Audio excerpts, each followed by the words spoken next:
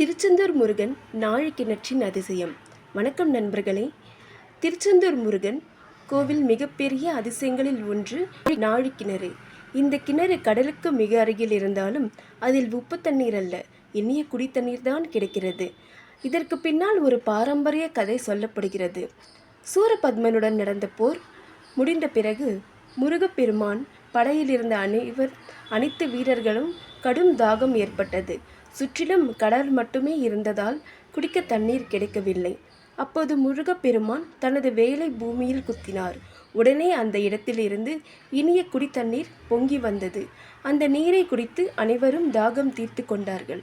அந்த புனித நீர் இன்று நாழிக்கிணறு என்று பக்தர்களால் போற்றப்படுகிறது. இன்றும் ஆயிரக்கணக்கான பக்தர்கள் அந்த தீர்த்தத்தை பக்தியுடன் எடுத்து செல்கிறார்கள். திருச்செந்தூர் முருகன் அருள் அனைவருக்கும் கிடைக்கட்டும். வெற்றிவேல் முருகருக்கு அரோகரா. வீரவேல் முருகருக்கு அரோகரா.